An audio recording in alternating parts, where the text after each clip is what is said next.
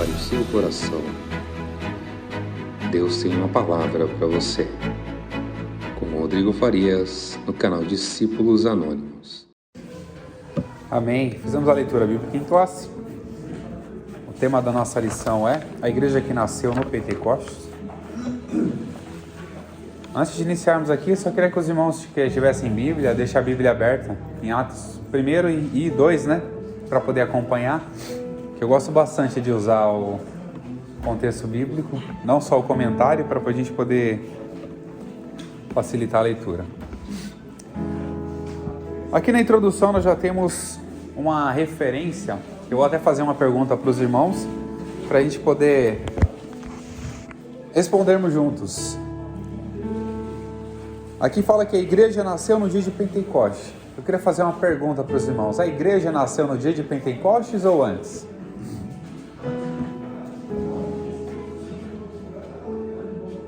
Foi antes ou? O que significa a igreja? É um ajuntamento de pessoas onde estão reunidas com o mesmo propósito, né? Então, antes do dia de Pentecostes, já existia a igreja, que eram os próprios discípulos, aquelas pessoas que acompanhavam Jesus. Então, a igreja já existia, né? O que aconteceu no dia de Pentecostes foi Pode falar aí. Bem muito antes. Sim, realmente, bem antes, né, da... Só Adão e Eva ali. Então, né, é como aqui.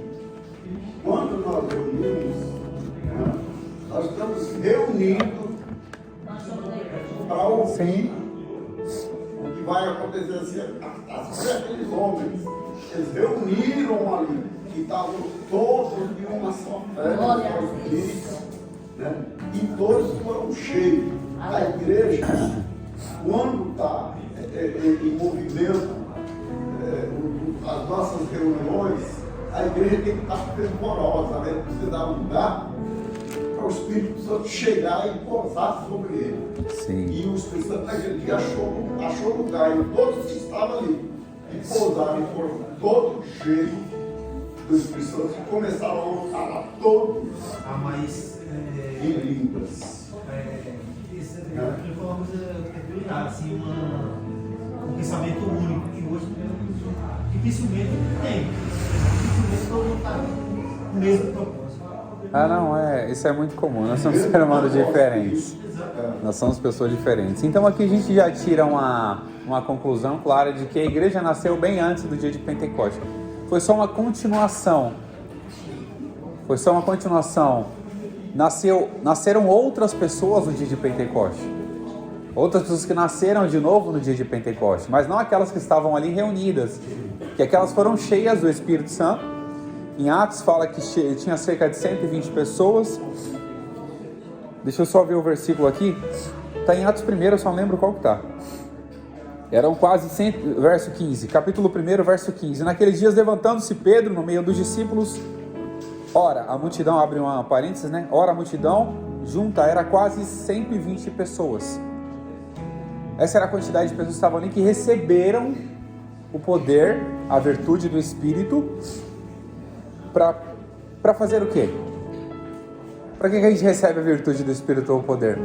Aqui em Atos, no capítulo 1, verso 8, a gente já tem: mas recebereis a virtude, ou seja, o poder do Espírito Santo, que há de vir sobre vós, e ser-me-eis testemunhas. Você vê que o objetivo é sempre coletivo. Você receber alguma coisa não é só para você, é para você compartilhar com as pessoas, para você ser testemunhas do Evangelho de Jesus. No entanto, a gente observa isso, né, que realmente foi uma... Então a gente tira já essa questão de que a igreja nasceu ali no Pentecostes. Nasceu antes no ajuntamento de pessoas, as pessoas que estavam ali para adorar, receberam a salvação, conheceram a Cristo como Salvador. E essa promessa feita já havia sido profetizada por Joel. Inclusive, em Atos, o escritor de Atos, que é Lucas, ele relata isso. Foi escrito em Joel, no capítulo 2, verso 28. Os irmãos, se alguém encontrar, pode ler. Daqui a pouco pode separando aí. Joel 2, 28, para a gente poder ler junto. Então já era uma promessa. Joel. João capítulo 2, verso 28, já era uma promessa muito antes que esse Espírito seria derramado sobre toda a carne. Todas aquelas pessoas que estavam ali, e seria derramado sobre toda a carne. E seria algo muito para continuar aquilo que Cristo havia iniciado. Cristo iniciou ali o Evangelho, pregando, falando, curando, fazendo obras e sinais e maravilhas. E esse poder, esse revestimento do Espírito era para que a gente pudesse continuar isso. É muito interessante porque às vezes a gente não tem muita coragem para fazer muitas coisas. Uma vez eu estava falando em um culto sobre missões, né? Estava dando quase uma palestra em um culto sobre missões. E tem vezes que a gente não tem coragem de chegar na pessoa e falar. Mas quando a gente é revestido pelo Espírito, a gente chega com ousadia e fala do Evangelho para aquela pessoa sem medo. Sem o medo de o que ela vai pensar, do que ela vai achar. Sem medo da repreensão, até mesmo da contrariedade que ela vai gerar, porque a gente está sendo direcionado. E às vezes a gente não tem coragem como ser humano de fazer isso. Mas o Espírito reveste a gente para poder fazer. Alguém encontrou? Pode ler. A versão King James, né? E acontecerá que depois derramarei o meu Espírito sobre toda a carne, e vossos filhos e vossas filhas profetizarão, e vossos velhos sonharão sonhos, e vossos jovens terão visões. Isso foi a profecia, né? Naqueles dias, derramarei no meu Espírito, vossos velhos terão sonhos, vossos jovens terão visões. Acho que se não tiver invertido. Algo interessante aqui que a gente começa a observar. Quem já parou para observar para quem essa carta de Atos dos Apóstolos estava sendo escrita? Se você observar no versículo 1, no capítulo 1, essa carta que Lucas escreveu, esses Atos dos Apóstolos escritos, ele estava enviando para uma pessoa. Ele fez o primeiro tratado, ó Teófilo, acerca de tudo que Jesus começou, não só a fazer, mas a ensinar. Ou seja, essa carta estava sendo enviada para uma pessoa. E ela foi o quê? Amplamente divulgada. Provavelmente aquela pessoa que leu essa carta falou, não, isso aqui não pode ficar só comigo. Eu tenho que compartilhar. Até o recebimento dessa carta tornou uma movimentação do Espírito na pessoa. Fala, poxa, eu preciso ser uma testemunha. Aquilo que está sendo escrito, o que aconteceu, as pessoas precisam saber também. Porque isso que conduz o nosso conhecimento faz com que a gente tenha o quê? A nossa fé alicerçada. E no verso 4, houve uma determinação, estando com eles, determinou-lhes que não se ausentassem de Jerusalém, mas esperassem a promessa do Pai que disse que de mim ouvistes. Que foi essa promessa profecia feita por Joel. Porque era necessário que eles esperassem o cumprimento da promessa. Agora, para saber se essa promessa ia demorar ou não, aí seria complicado. Porque eles não sabiam se ia demorar ou não. Às vezes a promessa que eles receberam poderia demorar 1 dia, 2 dias, 1 semana, 10 dias, que seja, ficasse ali 1 mês, 3 meses. Eles não sabiam quanto ia demorar aquela promessa. Mas eles não estavam focados no tempo, mas na promessa. Quando a gente muda o foco, automaticamente a gente permanece. Se eles focassem só no dia, o dia está passando, não vai se cumprir, o dia não está passando, não vai se cumprir. É igual a vinda de Jesus. Se você só ficar pensando, o dia está passando, Jesus não veio. Passou mais um dia, Jesus não veio. Se você ficar focando nos dias, automaticamente a sua fé vai desanimar. Agora, se você focar na promessa, você vai saber que um dia ele vai vir. E a gente tem que estar o quê? Preparado para quando ele vier. Fala alguma coisa, Ari? Fala alguma coisa? Diga. Não, você está pensando aqui que isso aqui não é uma carta. É uma carta, pô. Você pode falar, fiz um primeiro tratado, ó Teófilo. Não existe uma escritura. Sim, mas você pode observar. Assim, eu enviei para fulano, não, ele deixou escrito para a igreja mesmo. Um tratado, né? Agora, eu acho que assim, Teófilo foi quem teve acesso primeiro Aqui aparentemente foi direcionado. Aparentemente você pode observar que foi direcionado. Mas é uma questão que se foi direcionado, aqui eu costumo dizer. Não pode ficar com uma coisa muito melhor, só ficar na mão de uma pessoa e o apóstolo Paulo não ia fazer isso. Sim. Mas você pode observar que todas as cartas do apóstolo Paulo, elas foram direcionadas para uma igreja. E ela foi o quê? Divulgada entre as pessoas. Se você observar aqui, é diferente a carta ao seu Sim. É o que eu sempre costumo dizer, não importa para quem foi direcionado, a gente recebeu ela. A gente recebeu ela. É como aqui o negócio de Jesus ia entrando em Jericó e a outra fala que o outro evangelista está saindo. As pessoas que ficam dizendo que é contraditório, aí ele fala assim, não importa entrar no céu, o importante é o fato que aconteceu. Sim. É porque a gente às vezes se preocupa muito com detalhes, assim. Tem gente que vai observar os 3 evangelhos, não há contradições, há pontos de vista diferentes. Uma vez eu tive a oportunidade de assistir um filme que se chama Ponto de Vista. Eu achei estranho aquele filme, que ele começava a mostrar uma visão de uma pessoa, daqui a pouco ele voltava para a mesma cena e mostrava a visão de outra pessoa. E é uma coisa totalmente diferente. Por exemplo, a visão que a pessoa tinha ali, a outra já tinha totalmente diferente, pensava de forma totalmente diferente. Então não é que aquele cenário mudou, não é que o cenário histórico bíblico mudou, mas os pontos de vista são diferentes. Isso não se contradiz em si, mas traz pra gente ponto de vista diferente. Tem o evangelho que fala que Jesus andou sobre as águas, tem outro que fala que Jesus estava dormindo no barco. Então, são pontos de vista diferentes. E o que me chama a atenção também, é que essa festa era um evento de suma importância para os judeus, né? Era o que eles mais dedicavam, era isso aí, o dia dessa festa do Pentecostes. Quer dizer, era uma coisa séria que eles tinham, com eles de estar todo dia ali, todo dia dessa festa. Mas eles não querem, porque nós deixamos aqui. Eles comemoravam o que era para eles. A gente sabe que foi o derramamento do Espírito. Mas o que é que eles comemoravam antes disso? Porque não tinha o derramamento do Espírito. A não ser, lá em Crônicas, né, que fala que o Espírito desceu sobre o filho de Zorobabel, coisa assim. Então, aquela coisa que eu lembro, mas o que é que eles comemoravam? Na verdade, Pentecostes. É alegria, né? O Pentecostes, na questão histórica mesmo, os irmãos podem até pesquisar com calma em casa, mais tranquilo. Fala que é uma festa celebrada depois da Páscoa. Então, mas que significava? É uma festa celebrada depois da Páscoa. Passar em frente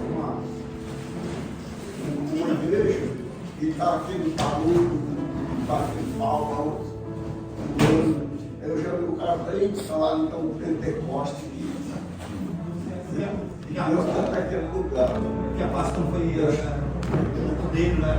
Quando Jesus foi entregue. Só tem Páscoa por isso, mas o Espírito é Quando Jesus foi entregue, qual foi a determinação ou a opção que Pilatos deu para os judeus? Qual foi a opção que Pilatos deu para os judeus? É dia de Páscoa, se eu não me engano, não é? Vocês podem escolher, hein? Jesus ou Barrabás, não foi? Foi a opção. Eu vou achar o versículo aqui, alguém se encontrar pode ler.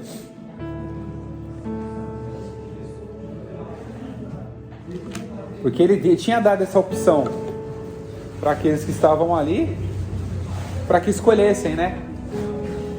Porque era uma festa dos judeus a Páscoa, então Pentecostes foi uma data posteriormente marcada para poder só identificar Páscoa é uma coisa, Pentecostes 50 dias depois, para poder o Espírito Santo ser derramado. Então essa é a distinção. Na verdade são comemorações. São comemorações. O dia de Pentecostes seria uma...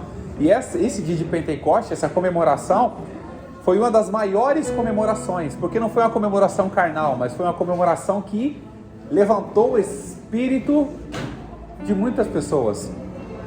Foi o derramamento, o revestimento de poder, muitas pessoas foram levantadas naquele momento para poder o quê? Continuar a missão que Jesus havia feito. Se alguém encontrar depois, pode ler, tá? A questão quando Pilatos estava ali, encontrou, questionando Jesus e deu opção para os judeus. Como era um dia de Páscoa, né? Quem eles poderiam escolher. Se alguém encontrar, pode ler depois, tá? A gente vai aqui, primeiro subtópico do primeiro tópico. Aqui fala sobre o derramamento do Espírito. Quando foi no dia de Pentecostes, aqui no Atos capítulo 2, e cumprindo-se o dia de Pentecostes, estavam todos concordemente no mesmo. Quando fala concordemente, o que é concordemente? Em concordância. Todo mundo em concordância, todo mundo concorda ali no mesmo ambiente, ou seja, no mesmo pensamento, no mesmo espírito, na mesma fé, no mesmo ambiente, aguardando o que? A mesma promessa. Que foi uma promessa: ficai em Jerusalém, até que do alto sejais revestidos de poder. E esse revestimento de poder aqui relatado traz pra gente algumas sinais. Alguns sinais. E ouve-se o quê? E de repente veio do céu um som. Não foi um vento, foi um som, como de um vento veemente e impetuoso. É interessante que a Bíblia relata que foi um som. Não que foi um vento, mas foi com o som de um vento. Ou seja, como você ouvir um barulho forte, um vento, uma ventania, liga o ventilador aqui, ouve o barulho do ventilador, você vai sentir o vento. A Bíblia relata que ouviu-se um som como de um vento, não sentiu-se o som, não sentiu-se aquele vento. Foi um som como de um vento veemente e impetuoso e encheu toda a casa. O que encheu a casa? Foi o som. Foi o barulho, aquele barulho de vento. Encheu a casa toda. E de repente eles tiveram, além essa questão do som, que foi um dos meios que eles ouviram o som entrando no ambiente, encheu toda aquela casa, e de repente eles foram cheios do Espírito, e foram vistas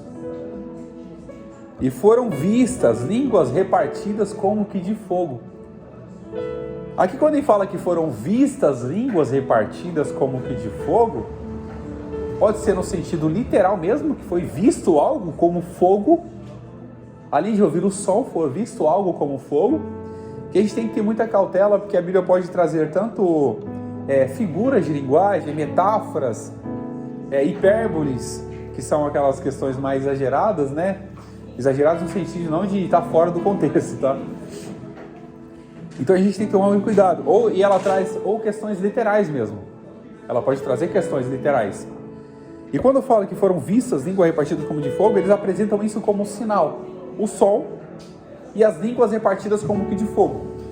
Ou seja, as matérias de som, o fogo, foram praticamente expressados em Atos no capítulo 2. Quando eles foram cheios, aqui o próprio comentarista fala que alguns estudiosos da Bíblia acreditam e explicam que esses sinais são manifestações da presença de Deus, que são chamados de teofanias. E essas manifestações, eles usam inclusive o exemplo do Monte Sinai, as manifestações do Monte Sinai, que houve trovões, relâmpagos, um som forte, e ouviu-se a voz de Deus, e viu um grande fogo. Isso foi quando o povo queria falar com Deus. Fala, Moisés, só Deus fala só com você? Então a gente quer ouvir a voz de Deus também. Aí Moisés falou, tá bom, eu vou subir no monte, falo com Deus ali. Preparou todo o povo, falou, agora vocês têm que consagrar, vão ter que jejuar para poder ouvir a voz de Deus. E o escritor traz pra gente sinais, que falam que esses sinais são as teofanias, os sinais visíveis. Aqui vai uma questão muito muito objetiva, assim, muito clara, que será que esses sinais, essas línguas repartidas como de fogo foram algo visível? Ou é apenas uma comparação, uma metáfora que o escritor está fazendo? O que os irmãos pensam sobre isso? Será que foi algo literal? Ou foi apenas um comparativo? Uma coisa eu sei, que as pessoas que estavam ao redor, é interessante quando começa a falar daquelas pessoas que estavam os partos, os medos, elamitas e os que habitam na Mesopotâmia, Judéia, Capadócia, essas regiões. Eu fui dar uma pesquisada no mapa, eu vi que são regiões bem distintas. São bem longe de Jerusalém, são pontos bem longe. Mas como essas pessoas escutavam? Aqueles que estavam reunidos ali, que foram cheios do Espírito Santo, escutavam no seu próprio idioma. Porque eles vieram para Jerusalém, eles estavam ali. Isso relatado aqui, deixa eu ver. Eu tinha até deixado separado aqui, eu gosto de fazer a marcação, né? Porque senão eu esqueço depois. Eu gosto de fazer as marcações. Acho que tá bem no finalzinho aqui. Se alguém encontrar e depois lê pra mim, por favor. O 9? 2,9 ali? Deixa eu ver aqui. Não. É o que fala que eles estavam ali reunidos. Eu acho que é no capítulo 1. No capítulo 1, se eu não me engano. Deixa eu ver qual versículo que é.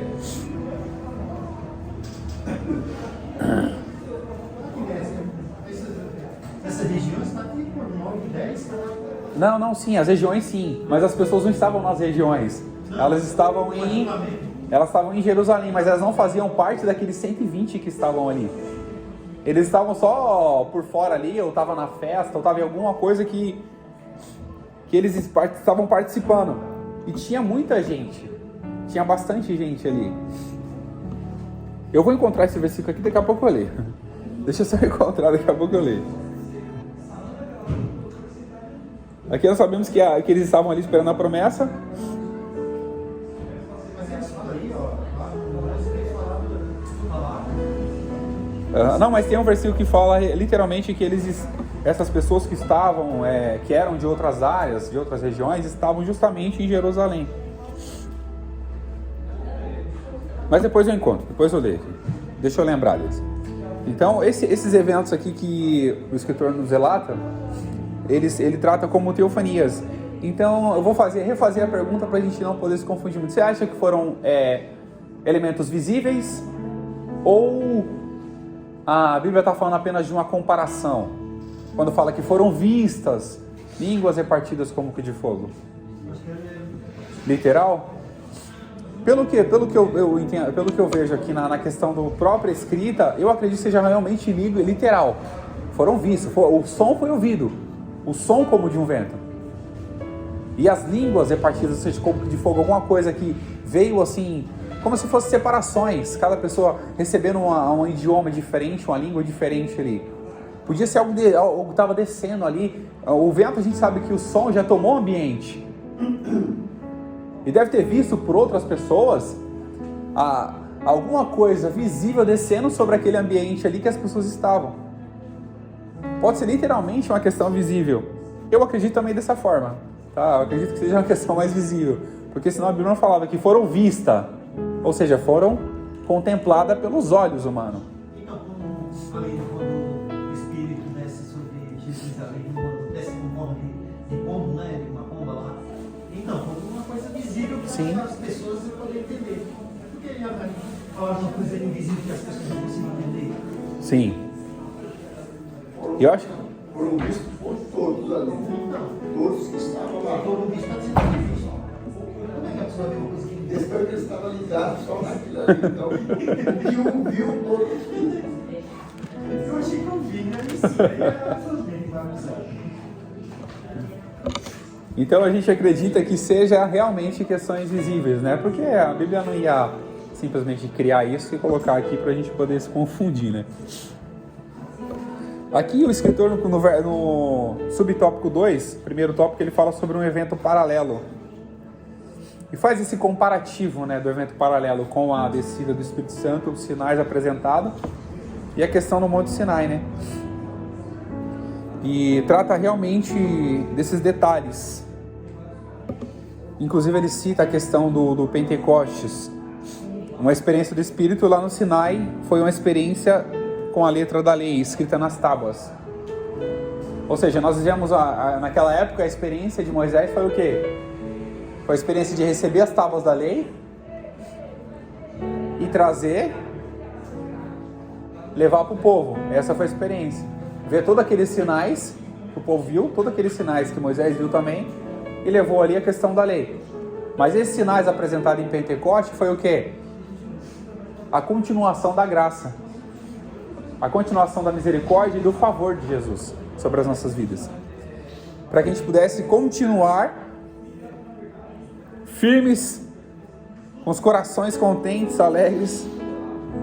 E o escritor faz até um paralelo aqui, uma comparativa bem interessante. Naquela época de Moisés, a lei foi escrita onde? Nas tábuas. Foi escrito nas pedras primeiro, se eu não me engano, né? Então Moisés desceu e viu que o pessoal tinha feito bezerro, quebrou a pedra. Aí Deus falou para Moisés: agora você não vai escrever numa pedra, senão você vai quebrar de novo, vai escrever numa madeira agora. Aí tu vai ter que quebrar a madeira, ou vai ter que tacar fogo nela. Foram escritas onde? Nas tábuas.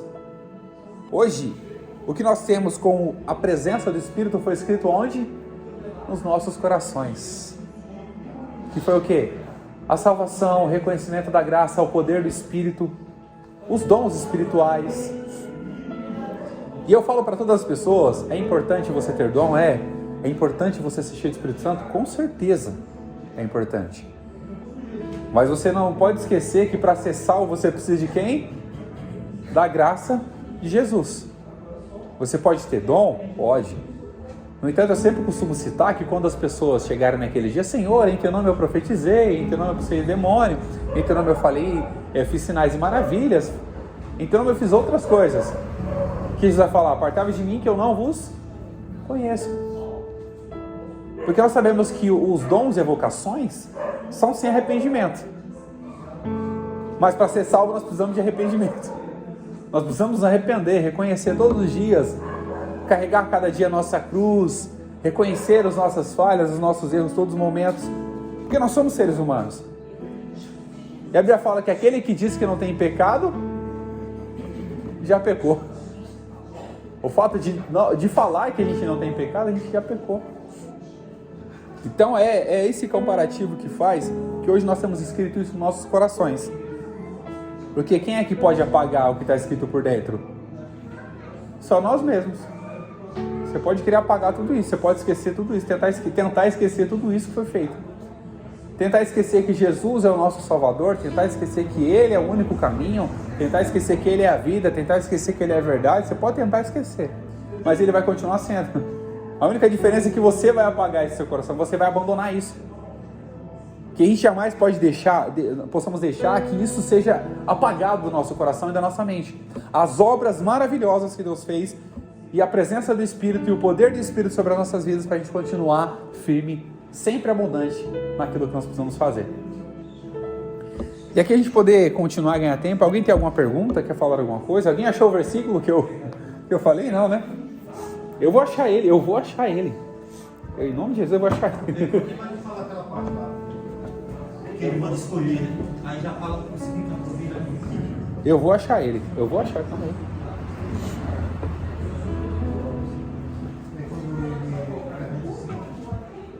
Que lavar as mãos,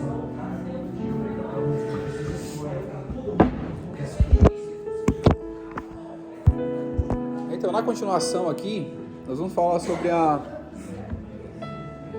centrada em Cristo e nos tempos finais, que é o terceiro subtópico. Aqui o escritor faz uma referência a Atos 2, 23 e 24. E a este que vos foi entregue pelo determinado conselho e presciência de Deus, prendestes, crucificastes e matastes pelas mãos dos justos, a qual Deus ressuscitou, solta as ânsias da morte, pois não era possível que fosse retida por ela. Esse versículo aqui traz um alinhamento tão interessante para a gente. Quando eles foram cheios do Espírito Santo, você pode observar que a centralização do enchimento do Espírito não era simplesmente só as pessoas receberem dons, receberem línguas e não fazerem nada com elas. Que quando eles foram cheios e começaram a falar em outras línguas, olha só para você ver como é interessante. As pessoas, os cretenses, os partos, medos, elemitas que habitavam na Mesopotâmia, Judéia, Capadócia, Ponto, Ásia, Frígia, Panfilha, Egito, parte da Líbia, junto a Cirene, os forasteiros romanos, tanto judeus como prosélitos, cretenses, árabes, todos aqueles, todos estavam ouvindo os seus próprios idiomas. Eles estavam ali próximo a Jerusalém, quando houve a descida do Espírito. Provavelmente algo chamou a atenção dele, tudo indica, foi justamente esses sinais visíveis, o som de um vento e as línguas repartidas como que de fogo, algo visível como fogo descendo ali sobre a vida daquelas pessoas. E pelo fato de ter chamado a atenção deles, eles começaram a prestar atenção e observar que aquelas línguas estavam sendo faladas em seus próprios idiomas. Mas por que elas estavam sendo faladas em próprios idiomas? Para manifestar, ou seja, eles estavam ouvindo falar das maravilhas de Deus, cada um em seu idioma. Já era o quê? Uma evangelização. Eles estavam sendo evangelizados, cada um em seu próprio idioma. Você tem ideia como... Tá bom, obrigado. Qual é o versículo mesmo? Falava sobre que ele, tanto os cretenses, todas as cretenses, partes medos, estavam no mesmo ambiente. A opção que Pilatos dá para os judeus, por questão da festa, como é a festa, o que vocês vão escolher é o Barrabás ou Jesus.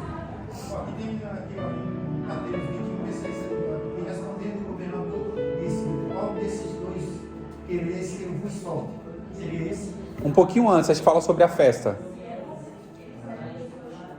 Eu não sei se é nesse evangelho que fala, né? Porque às vezes está uma... Ele conversa inclusive com os próprios judeus. Por questão da festa, acho que se não me engano trata realmente da Páscoa, por questão da festa da Páscoa, é lícito soltar um. Aí foi dada a opção para ele quem ele soltaria. Quem vocês escolhem? Jesus ou Barrabás? Eles começaram a gritar, crucifica-o. Que era quem? Crucifica Jesus. Sim, porque ele viu que não havia culpa. Condenado inocente. Sim. Está sendo condenado inocente. Ele tentou tirar, né? Mas aí ele consentiu. Ele consentiu. Ele poderia muito bem ter deixado. Ele pensou mais na autoridade, no poder que ele tinha. Ele falou: poxa, se eu deixar para lá, os judeus vão tentar me prejudicar. Não queria estar. Sim, mas era necessário que tudo acontecesse. Não tinha como fugir. Era propósito. Então, ou seja, para a gente poder entender melhor tudo que foi falado no dia de Pentecoste, essas línguas repartidas como de fogo, as pessoas que estavam ao redor ouvindo o seu próprio idioma, eles ouviram falar o quê? Das maravilhas de Deus. Quer ver? Conforme os e em Jerusalém habitavam tanto judeus como homens religiosos de todas as nações que estavam debaixo do céu. Esses homens de outras nações estavam habitando em Jerusalém. E quando aquele som ocorreu, ajuntou-se a multidão que estava confusa. A multidão ficou confusa quando ouviu aquilo. Não eram os que estavam dentro, aguardando a promessa. É a multidão que estava ao redor ficou confusa. Porque eles não entendiam nada do que estava acontecendo ali. E aqui confirma o quê? Que eles escutaram o som. E quando aquele som ocorreu, eles escutaram o som. Eles ouviram. Ajuntou-se a multidão, estava confusa, porque cada um ouvia falar na sua própria língua. E todos pasmavam e se maravilhavam, dizendo uns aos outros: pois que não são todos galileus, todos estes homens que estão falando? Como, pois, ouvimos falar, cada um na nossa própria língua, em que somos nascidos? Aqui começa a relatar, né? E todos, verso 2: e todos se maravilhavam,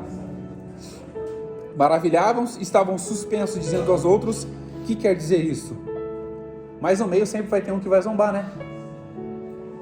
Ao mesmo tempo que aqueles que estavam ali, nossa, eles estão falando das maravilhas de Deus, e alguns estavam falando, não, eles estão cheios de vinho, estão cheios de mosto, né? Que a Bíblia relata aqui, na minha versão que eu estou lendo, estão cheios de mosto, estão cheios de vinho. Sempre vai ter alguém para poder descreditar ou tirar o crédito do Espírito com as suas visões subhumanas para tirar o crédito. E o objetivo principal, como o subtópico fala, todos esses sinais foram centrados em Cristo, para que fosse manifestado a glória de Cristo, para que fosse manifestado o poder de Cristo, para que Cristo fosse anunciado. No entanto, você pode observar que depois de tudo isso, Pedro chegou e falou: irmãos, vocês que estão aí, todo mundo confuso. E nessa primeira oportunidade, quase 3.000 almas se renderam a Jesus. Na primeira oportunidade. Para você ver que o Espírito, o mover do Espírito, o enchimento do Espírito não é só para a gente falar, eu estou cheio. É para você se esvaziar também. Para que as pessoas recebam isso. Eu vi um exemplo muito claro. Eu costumo bastante ver algumas pregações, né? E alguns exemplos que chamam a atenção. Um pregador falando o seguinte: perguntaram para ele, pastor, o que é ser cheio do Espírito Santo? Olha só uma pergunta, o que é ser cheio do Espírito Santo? Aí ele, para poder fazer com que as pessoas compreendessem melhor, ele pegou uma peneira, pegou 3 jovens, cada um com uma peneira, e levou para a água, para o mar. Falou, tenta encher essa peneira aí. Aí os dois primeiros desistiram. O terceiro falou, não, pastor, eu não estou conseguindo. Ele tentando, né? Talvez ele podia imaginar, falou, deve ser alguma pegadinha. E ele não entendeu nada do que estava acontecendo. Aí ele chegou e falou, por que você continua fazendo isso?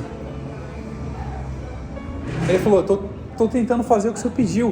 Eu estou tentando ser cheio.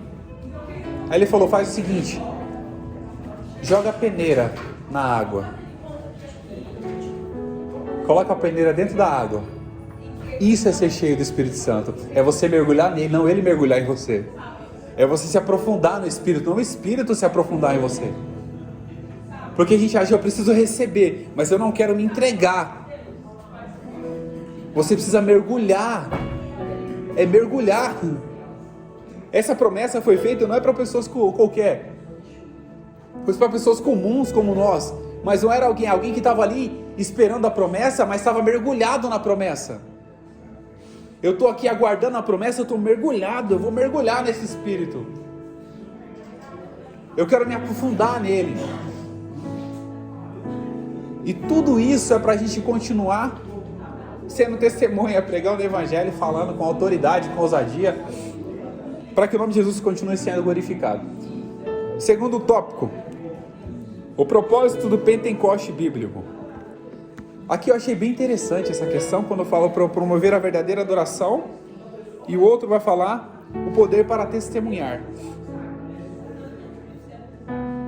Tem uma referência.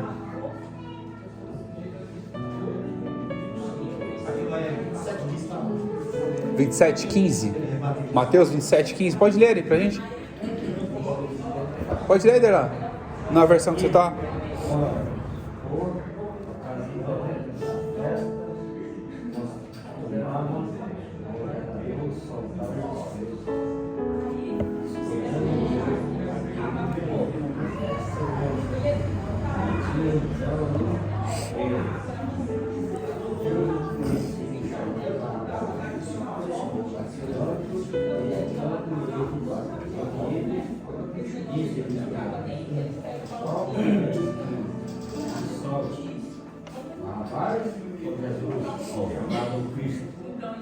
Isso aí fala justamente da festa, né? ocasião da festa, É de costume soltar um preço. e era de costume soltar um preço. Ou seja, o Pentecoste foi 50 dias depois dessa festa, como uma marcação de data, né? E aqui a gente começa a falar sobre a verdadeira adoração.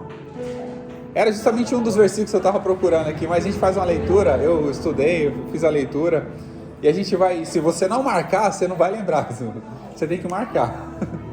Não, você vai ler na Bíblia, É. aí passa pelo tutorial, aí depois eu marco, tá certo? Se não marcar, você não vai lembrar. No entanto, eu tento marcar minha Bíblia o menos possível, ó. A minha Bíblia é toda marcada. Eu faço um monte de rabisco nela, porque senão eu esqueço. Eu tenho que deixar um ponto lá importante. O verso, ó, capítulo 2 e verso 11. Quando fala a finalização, é que tem esses árabes todos nós, ouvindo em nossa própria língua falar das grandezas de Deus. Quando nós falamos da grandeza de Deus, nós estamos o quê? Fazendo um contexto de adoração. Adorando, reverenciando a Deus pelas suas grandezas e maravilhas. Aqui, quando o escritor traz pra gente, inclusive o comentarista também fala que é promover, quando foram cheios do Espírito Santo, a primeira coisa que aconteceu, promover a verdadeira adoração.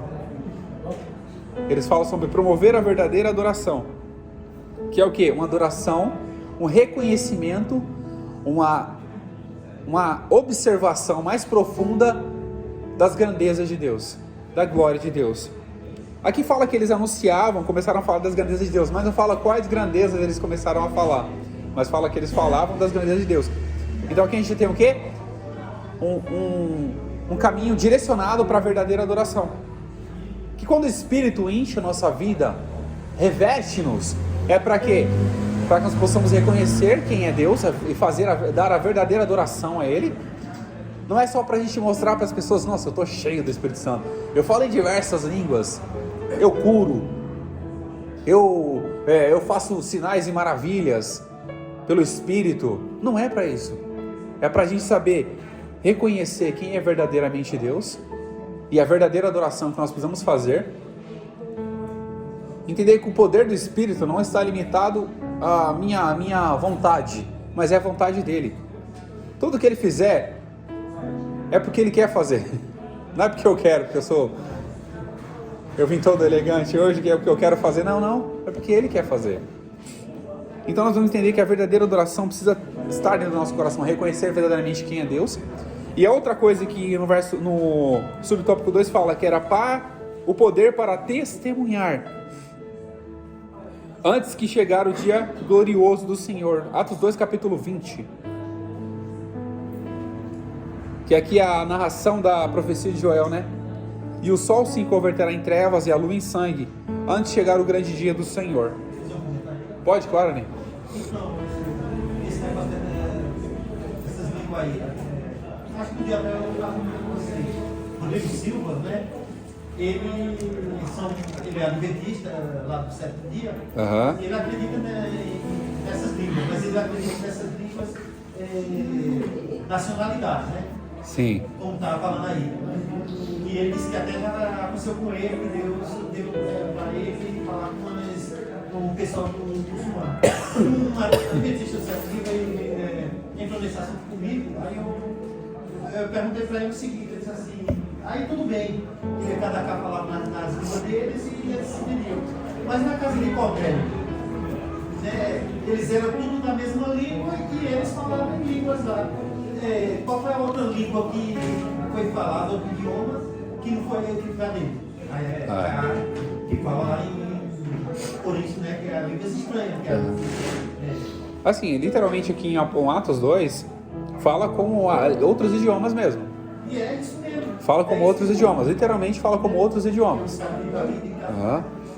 Agora existem outras questões que falam, né? Existe o dom de falar em línguas, existe... Paulo como estudioso, né, ele cita muito alguns detalhes. Se eu não me engano, a 1 Coríntios 12, acho que 12, ele fala bastante sobre isso. Então, aí como lá na casa de Cornélio, só era uma língua. Então se comunicava a língua. Não precisava de uma outra língua, um inglês lá. Precisava a língua que ia falar na língua. Ainda é um... Aí ele dizia, vou perguntar para o sacerdote lá. Eu acredito que essa manifestação realmente, literalmente mostra que é outros idiomas, mas eu acredito em línguas espirituais. Eu acredito muito. Não é a questão que Paulo fala, ainda que eu falasse a língua dos anjos e dos homens, não. Paulo fala só um comparativo, né? Quando fala sobre o amor, ainda que eu falasse a língua dos anjos e dos homens e não tivesse a caridade e o amor, seria como metal que soa e como sino que tine. Ele relata isso, ele faz um comparativo. Por exemplo, eu posso falar a língua excelente dos anjos, e se eu não souber amar meu irmão, existe esse comparativo. E muita gente traz esse comparativo de língua dos anjos e fala, a gente precisa falar da língua dos anjos. Não, existe a questão dos dons espirituais, existe outra questão. É um tema bem aprofundado. Pra gente poder falar sobre isso, eu tenho que se aprofundar nisso. A gente está só no começo aqui. Isso é quando não está naquilo que você falou, né? Quando chega perante o Senhor e fala, mas se eu profetizar isso, Sim. Se não tiver, cresce em Cristo. é o que o Paulo cita isso, né? E assim, a gente está só no começo, tá? A lição todinha, pelo que eu vi, vai ser sobre o livro de Atos. Então a gente vai se aprofundar um pouquinho em cada tema, em cada detalhe. Se os irmãos tiverem qualquer dúvida, pode interromper o professor, não tem problema nenhum, tá? Levanta a mão, interrompe o professor. Flavinha, pode perguntar, Flavinha. O Mauri falou por você e por ele. É minha visão. Você já viu quando a mulher está grávida, ela come por 2. Parece que eu estou falando por 2 mesmo.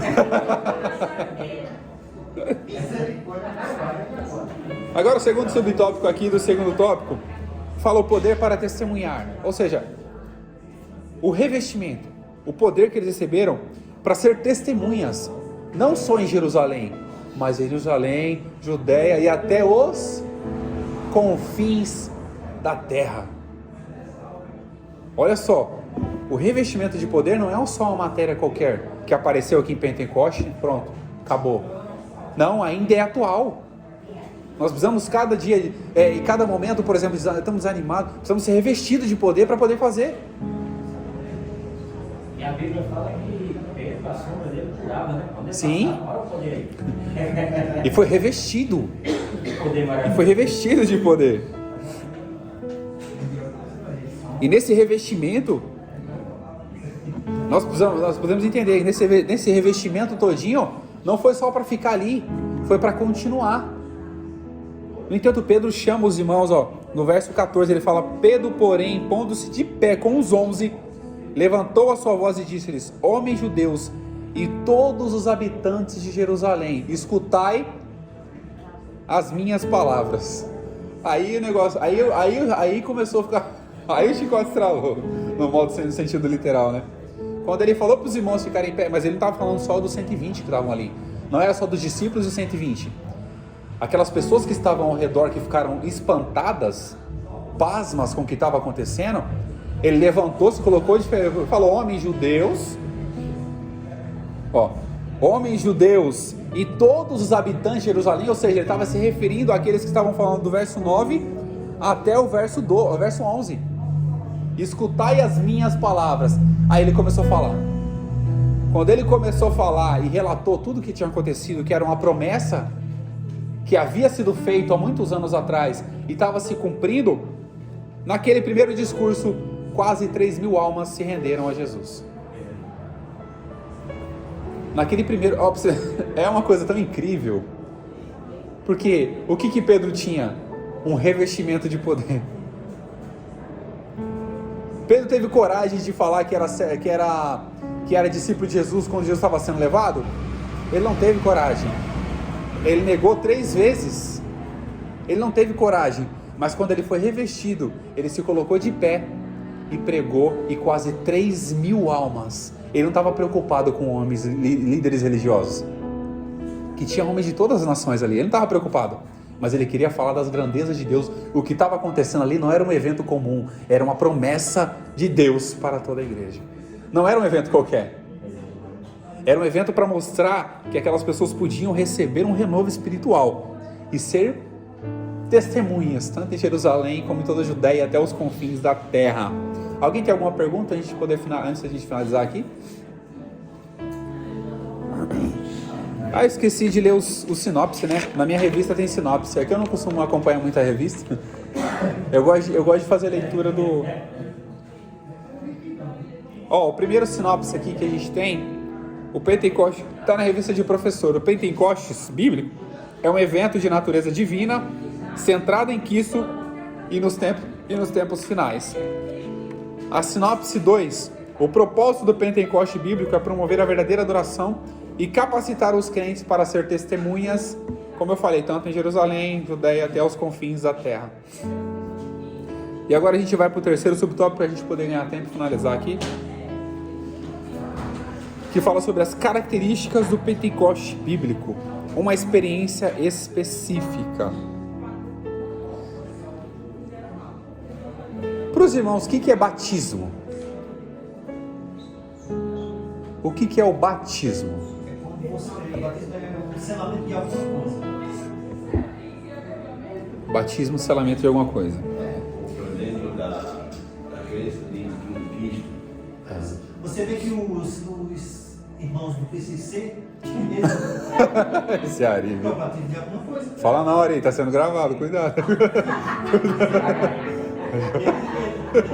Eles querem que o irmão entre para eles se batizam.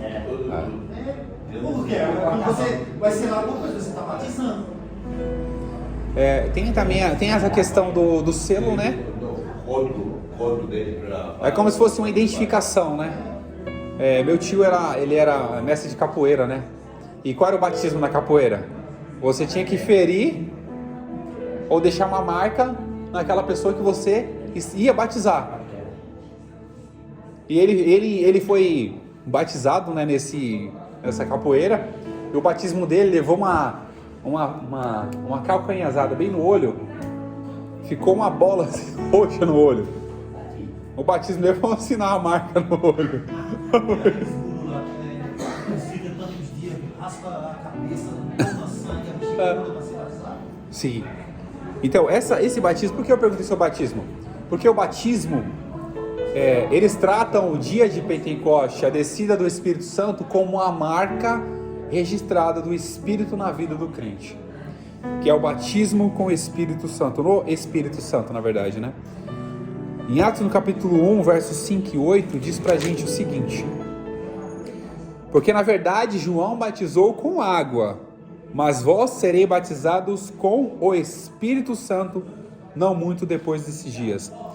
E aqueles que, pois, se haviam reunidos, perguntaram-lhe, dizendo: Senhor, restaurarás tu neste tempo ou no reino de Israel? E disse-lhes: não vos pertence saber o tempo nem as estações que o Pai estabeleceu pelo seu próprio poder. E aqui faz um relato: João batizou com água para o arrependimento, e a promessa aqui seriam batizados pelo Espírito não muito depois daqueles dias. Para quê? Continuar, além dessa experiência espiritual, as pessoas continuariam cumprindo o ID, né? Que era sempre o objetivo de Jesus. Você pode observar nos evangelhos, Mateus e Marcos, eu sei que tem, se eu não me engano, que no finalzinho ele fala: ide por todo mundo e pregai o evangelho a toda criatura. Marcos fala. E tem a questão de continuação, porque Jesus não estava limitado só àquele tempo. Ele falou: vocês precisam continuar fazendo aquilo que precisa ser feito. Mas você acha que eles tinham coragem? Eles ficaram com medo quando Jesus morreu. Ficaram presos em casa. Falei: agora, nós vamos morrer todo mundo aqui. Eles ficaram com medo. Mas esse medo foi tirado quando eles tiveram esse revestimento de poder e eles entenderam o propósito. Então você pode observar que muitos homens aqui foram mortos, mas não negaram a fé. Muitos homens foram apedrejados, mas não negaram a fé. A Bíblia fala que Estevão estava cheio do Espírito Santo. E de repente ele chegou lá pregando: vamos apedrejar ele. Por quê? Ele olhou e falou: isso que eu vejo o céu aberto. Quando ele falou isso, pronto, aí começou a... deixa eu só encontrar aqui, eu não sei se eu vou adiantar a lição, né? Eu não vou atrapalhar o Luiz não, viu? Eu vou atrapalhar o Luiz não, cara. Eu vou achar aqui, calma aí. Capítulo 7. Luiz, eu não vou fazer spoiler da sua lição não, viu, Deus? Capítulo 7. E ele começa aqui a falar sobre...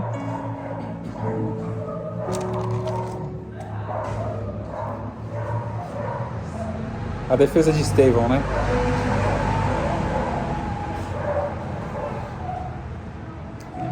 Acho que está bem no finalzinho do capítulo 7.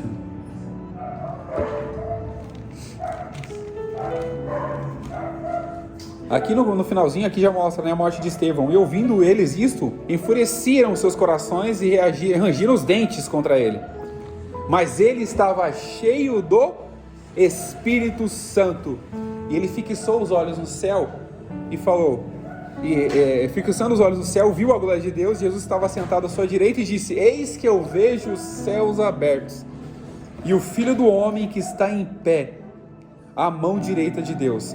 Mas eles gritavam com grande voz, taparam os ouvidos e arremeteram-se unânimes, ou seja, todos que estavam ali foram unânimes para apedrejar Estevão. Mas o que ele tinha? O Espírito. Ele estava cheio do Espírito Santo, o que tornou ele mais ousado ainda. Ele consentiu na morte, né? Muitos falam que Paulo matou Estevão, mas ele consentiu, ou seja, ele foi aquele que o direito chama, foi um coparticipante na morte. Ele ia responder com a pena menor se fosse crime, mas ele consentiu na morte. E aqui pra gente finalizar aqui, mas bem rápido, né? O segundo subtópico do terceiro tópico, uma experiência definida e contínua. Ou seja, aquilo que eu falei. Não foi essa experiência, uma experiência isolada em Atos. Ela é contínua. É todo momento. Para a gente poder continuar fazendo. Eles começaram a falar a língua não cessou, o Espírito não cessou, o Espírito continua trabalhando. O Espírito de Deus habita nas nossas vidas, ainda manifesta a sua glória. Mas depende mais do nosso coração estar aberto do que do Espírito fazer, né? Quer falar alguma coisa, Mantenô? Você tá querendo falar alguma coisa? Como é que eu quero dizer, né? Todos nós sabemos. Aquele que o Espírito Santo selou ele está selado para sempre. Agora, se ele sair fora, não der lugar, ele perde o selo do Espírito Santo e nunca mais ele vai se tornar bom. Pode ser que ele seja tomado novamente. Se ele voltar atrás, né? Se ele voltar atrás e começar a lutar novamente, então o Espírito Santo pode usar ele novamente. O Espírito Santo sela, está selado. É um tema bem polêmico. Que fala que os dons e a vocação são sem arrependimento. Por exemplo, você não precisa... Tem muito movimento. Quem está ligado mesmo, quem está selado no Espírito Santo, ele vem, não vem de Deus. E aí você fica muito esperto. E quando fala que os dons e a vocação são sem arrependimento, é uma questão. Você pode ver, se eu não me engano, eu já vi uma pessoa que não era evangélica, já tinha sido evangélico uma vez, saiu falar em línguas. Mas, poxa, como assim? Porque a gente tem que saber diferenciar entre os dons espirituais, o selo do Espírito, e a salvação. Por isso que o versículo que eu sempre cito é aquele: Senhor, em teu nome eu profetizei, em teu nome eu expulsei, em teu nome eu curei. Isso é o que? A manifestação do selo do Espírito. São os dons espirituais. E apartai de mim que eu não vou conhecer. Porque você não reconhecer a Jesus como Salvador, como caminho, como a verdade, como a vida, você vai chegar lá, sua aparência não vai ser nada de Jesus. Você não vai ser nem chamado, os cristãos foram chamados cristãos pela primeira vez, porque eles se pareciam com Cristo. Chega lá, você vai se parecer com Cristo, você parece qualquer outra coisa menos com Cristo. Por isso que eu falo, apartai-vos de mim que eu não vos conheço. Então a gente tem que ter essa diferença. Eu vou deixar pro Luiz se aprofundar mais na semana que vem nisso aí. O grande mestre, o Luiz.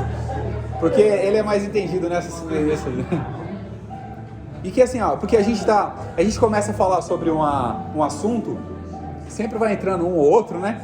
Aí tem que ser assunto aprofundado. Se a gente não se aprofundar nesse assunto, a gente vai acabar confundindo. O Ari quer falar, mas depois você fala. Você está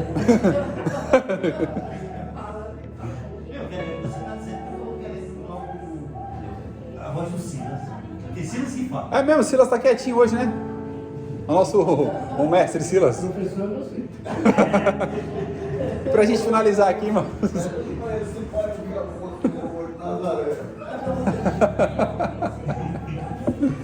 E fala sobre o terceiro subtópico, sobre as línguas e o amor. É aquilo que é relatado. Aqui fala também em Romanos, usa a referência de Romanos 5:5. Alguém pode abrir para mim, por gentileza? Romanos 5:5.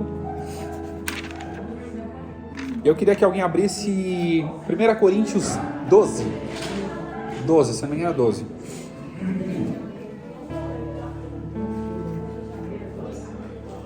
Primeira Coríntios 12, lê Romanos 5:5 primeiro, depois 1 Coríntios 12, tá? E a esperança não vergonha, porque o amor de Deus está derramado em nossos corações pelo Espírito Santo que é dado a nós. Aí faz uma referência sobre o amor de Deus derramado nos nossos corações pelo Espírito Santo. Pelo Espírito. Pode ler pra gente, acho que é o 12, né? Fala sobre o amor. Vê aí. Tem um título, né? Aquele texto lá, É o 12 ou é 13? Isso, é o 13, o 13. Obrigado, Ari. Pode ler. Aqui para falar se a dos anjos que não tivesse amor, seria como metal, pessoa ou como de sintético. Ainda que tivesse o dom da profecia e conhecesse todos os mistérios, todas as ciências, e ainda que tivesse toda a fé, de maneira tal que transportasse os montes e não tivesse amor, a nada seria. Não, tá bom. Você pode observar que tudo gira em torno da questão do amor. Romanos 5:5 fala, né? Que o amor de Deus foi dado a nós pelo Espírito. E Coríntios fala que, ainda que eu falasse a língua dos anjos e dos homens, eu volto a dizer, é só uma metáfora, um comparativo, uma figura de linguagem ali que Paulo usa. E não tivesse o amor, seria como metal que soa como se um tire. Agora uma coisa muito interessante. Não vou a questão de importância, tá? De forma alguma. Mas o que mais vale para nós? Ter os dons e falar em todas as línguas, curar os enfermos, ou viver os frutos do Espírito? Viver os frutos do Espírito. Sim. Mas aí que tá. Você não viver os frutos, você vai ser só uma pessoa que vai ter os dons. Vai chegar naquele dia, qual vai ser o fruto que você vai oferecer para? Nenhum. Porque os frutos vão ser paz, longanimidade, benignidade, fé, mansidão, domínio próprio. E o próprio escritor fala, se não me engano é Paulo, né? Acho que é Efésios, né? Se estiver errado, enganado... Uma pessoa consegue ter, vamos dizer, um dom de cura, é difícil, né? Assim, para curar as pessoas através dela. Acho que consegue, né? Pedro era bruto. É que o pessoal fala isso, mas é bruto. Pedro pegou a peixeira e cortou. Como não? Pedro cortou a orelha de um soldado? Meu Deus. Ele já andava com a peixeira aqui, ó. Pedro já andava armado, pô. A oração. Quando diz que a oração Vai curar alguém? feita por um justo pode muito em seus efeitos, é isso aí. Se você orou por um enfermo, orou com aquela fé, Deus pode curar. Mas quem é que cura? Ele pode ter o teu dom de cura, mas Deus Quem é que cura? Eu vou orar, mas quem é que cura, Montenor? Fala aí pra gente. Quem é que cura, Montenor? quer. Jesus, quem é que cura? Ó, veja bem, rapidinho, tá chegando no fim. Um certo dia, eu estava em casa, eu e a minha irmã cedo, e tinha um moço que congregava na igreja Deus é Amor, ele trabalhava em segurança, e ele foi submetido a uma cirurgia da hérnia, E eu não estou fazendo certas extravagâncias. E de manhã cedo, 7 horas da manhã, chamou no meu portão. Você não tem nome, dona Zé, a mulher apavorada, né? Corre aqui. Eu cheguei lá. Ela falou, corre, porque o marido está morrendo. Péssimo. Aquela cirurgia que ele fez, ele está todo roxo lá, e não está nem levantando da cama. Né? Eu passei a mão disse em casa, peguei a Bíblia, peguei um litro de óleo, e levei. Cheguei lá, o homem estava esticado para a cama, todo roxo, do pé à cabeça, entendeu? Era a coisa mais esquisita. Aí eu botei meu joelho no chão e orei. Coloquei a mão sobre ele, ungi ele primeiramente, depois coloquei a mão sobre ele. E aí Deus me tomou em palavras, eu nem sei como foi que eu pronunciei, eu nem sabia como eu estava pronunciando naquela hora. E orei, ungi ele e fui para casa. 5 minutos eu fechei o portão que estava dentro de casa, a mulher tornou chamar no portão. Nossa, não tem novo, vem cá. Vai lá em casa para o senhor ver, meu marido já está andando. Glória a Deus. Eu cheguei lá na casa dele, ó, o homem em pé. Andando uma capa do rosto, mas veio uma mancha roxa, tinha e ficou curado o homem. Sem vezes. Jesus, minha fé, usou pela fé, eu orei por fé. Então, Sério. Olha, vamos fazer. eu não tenho dor de cura, mas Jesus me deu naquela hora. Sim, mas isso não é bruto,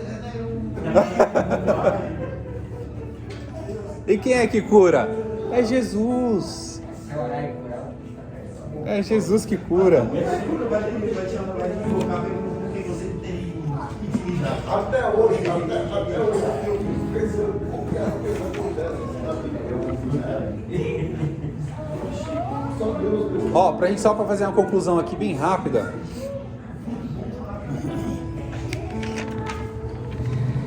O Pentecoste tem uma dimensão escatológica, pois aconteceu antes de chegar o grandioso dia do Senhor. O Pentecoste bíblico é, portanto, distinto da salvação. Na verdade, a obra salvífica na cruz promoveu a bênção do Pentecoste. E para a gente finalizar, o Pentecoste marcou o início. E eu falo que não foi o início da igreja, porque a igreja já existia, né? Marcou a continuação da igreja. Nos deu poder. Nos deu condição para enfrentar muitas coisas que não tinha uma capacidade, e nos deu autoridade para continuar fazendo o que Cristo fez. Que Deus abençoe em nome de Jesus.